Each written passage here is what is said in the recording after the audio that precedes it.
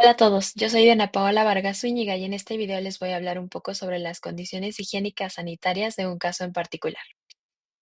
Este trabajo tiene como objetivo analizar las condiciones higiénico-sanitarias de un servicio de alimentos, conocer cuáles son sus principales problemáticas y los riesgos que estas problemáticas implican hacia la salud. Todo esto con fundamento en las normas NMXF 605 Normex 2018 y la NOM 251 SSA1 2009. La NOM 251 SSA1 2009 es la norma oficial mexicana vigente desde 2010. Este establece cuáles son los requisitos mínimos obligatorios de buenas prácticas de higiene para el proceso de alimentos, bebidas o suplementos alimenticios en México. Su objetivo principal es evitar la contaminación a lo largo del proceso y se aplica tanto a fábricas, establecimientos de servicio y transporte de alimentos. Por su parte, la NMXF 605 Normex 2018 es una norma mexicana que establece cuáles son los requisitos de manejo higiénico en el servicio de alimentos preparados con el fin de obtener el distintivo H en México. Este se aplica a establecimientos fijos, exigiendo el 100% del cumplimiento en puntos críticos que pueden ser la cocción, refrigeración personal y mínimo del 90% en puntos no críticos, con el fin de prevenir también las enfermedades que transmiten los alimentos. Por su parte, el distintivo H es un reconocimiento otorgado por la Secretaría de Turismo de México. Se otorga por cumplir con estándares de higiene marcados tanto por la norma mexicana como por la Sectur. Su vigencia es de un año y en caso de no ser renovado, la empresa que lo ostenta tiene que retirarlo de la vista del cliente. A continuación se presenta el caso planteado, el cual presenta múltiples problemáticas tanto de higiene como de calidad de los alimentos, pero del cual solo vamos a elegir 5 problemas a tratar y analizar en concordancia con las normas antes descritas. Problema 1. Selección de los alimentos. Dentro del caso se plantea que la materia prima se adquiere en un mercado local ubicado a 2 cuadras del hospital y los cocineros manifiestan desconocer los criterios de selección de la mercancía. Al respecto, la NOM 251 señala que dentro del control de materias primas, todos los establecimientos que preparen, elaboren alimentos, bebidas, suplementos alimenticios, tienen que estar encargados de inspeccionar o clasificar las materias primas e insumos antes de comenzar la producción o elaboración del producto. Por su parte, la NMX recomienda incluso que los proveedores estén certificados en buenas prácticas de higiene de acuerdo con la normatividad. También señala esta NMX que se deben corroborar las temperaturas internas y evaluar las características organolépticas de los alimentos, como pueden ser el color, la textura, el olor, a fin de saber si se puede aceptar o rechazar un producto. Al respecto, dentro de la NMX, en las tablas 5.8.3, hay una particularidad de indicaciones o criterios para saber si un alimento puede ser aceptado o debe ser rechazado. Pero en general, todos los alimentos, los granos, harinas, los productos frescos de origen vegetal, deben de ser rechazados si vemos que se presentan con mohos, coloraciones no propias del producto, hay evidencia de plagas, hay materia extraña o incluso si tienen magulladuras o hay mal olor. Esto porque hay varios riesgos a la salud. En primer lugar, al introducir materias primas sin conocer la procedencia o haber inspeccionado los alimentos, puede derivar en que haya contaminación directa o cruzada de los alimentos que ya están en el establecimiento.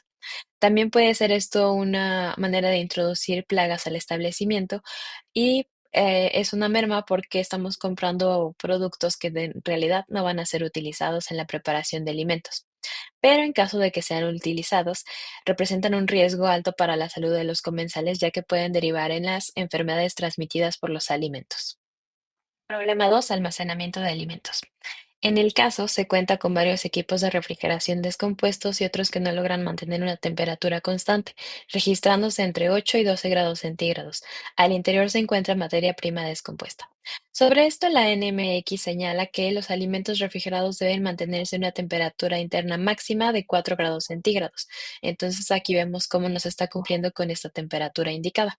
Esto porque, como señala Potter, hay un grave riesgo, ya que es el rango de temperatura entre 4.4 grados centígrados a los 60 grados centígrados es considerado como una temperatura de riesgo porque dentro de estas temperaturas puede crecer rápidamente las bacterias y se pueden producir toxinas.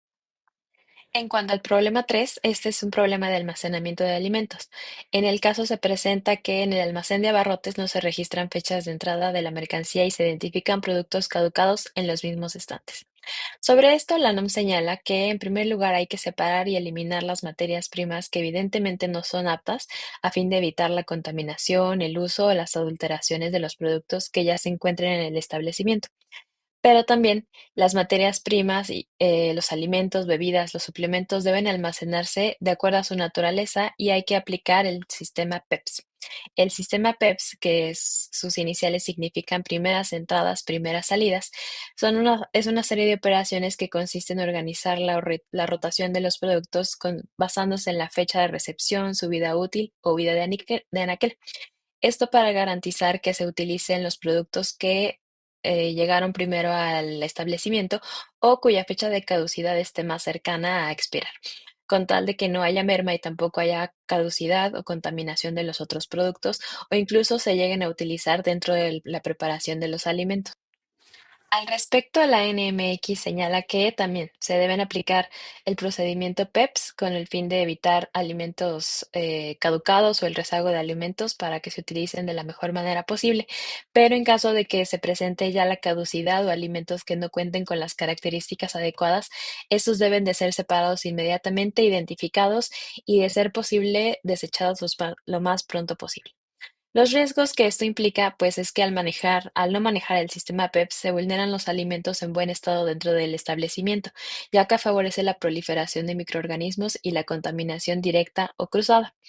Y también podría ser la propagación de infecciones o intoxicaciones en los comensales en caso de que se llegaran a emplear estos alimentos que ya se encuentran en mal estado. Ahora el problema 4 se refiere a la preparación. En este problema, el agua que se ofrece a los comensales se prepara con agua de la llave.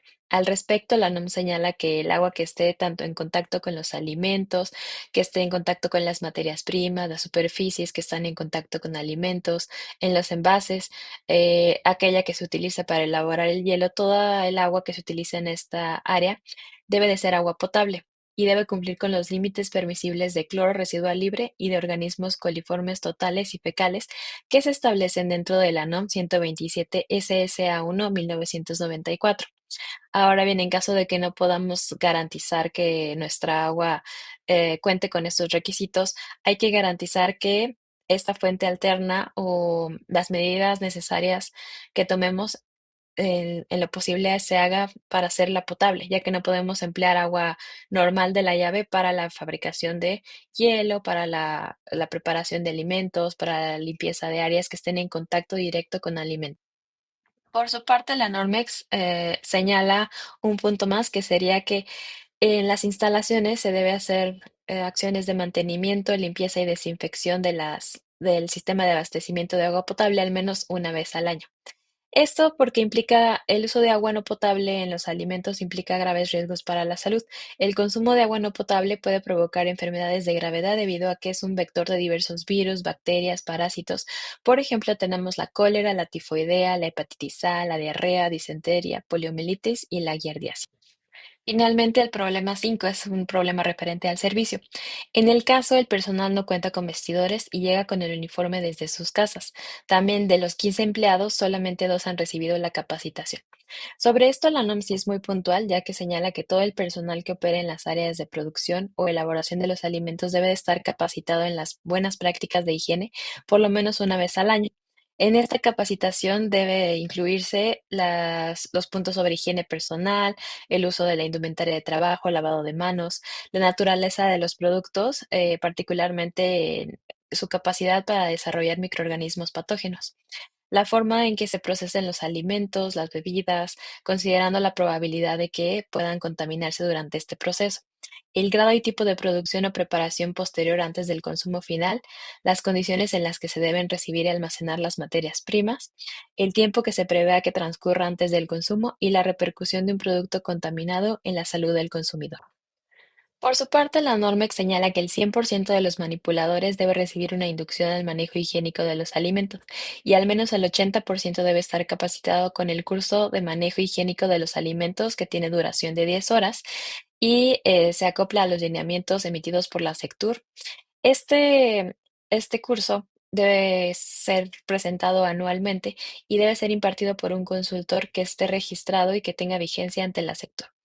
En esta capacitación se ven tanto los contenidos de la Normex como de la norma oficial mexicana 251 y cuyos contenidos acabamos de ver previamente.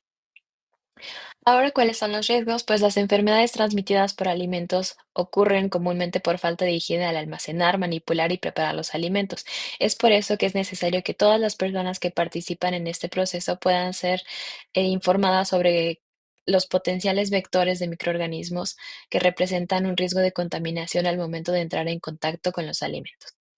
Y finalmente, pues como conclusión me gustaría decir que las ETAs o las enfermedades que transmiten los alimentos no solamente pueden causar un malestar momentáneo, ¿no? Sino que también pueden traer consecuencias más graves tanto a corto como a largo plazo. Y en ocasiones pueden ocasionar padecimientos crónicos o llegar a derivar en la muerte. También causan el desprestigio de los establecimientos donde se presenten, por lo que puede afectar gravemente al establecimiento como fuente de trabajo que es. Y pues estas son las fuentes de consulta. Muchas gracias por su atención.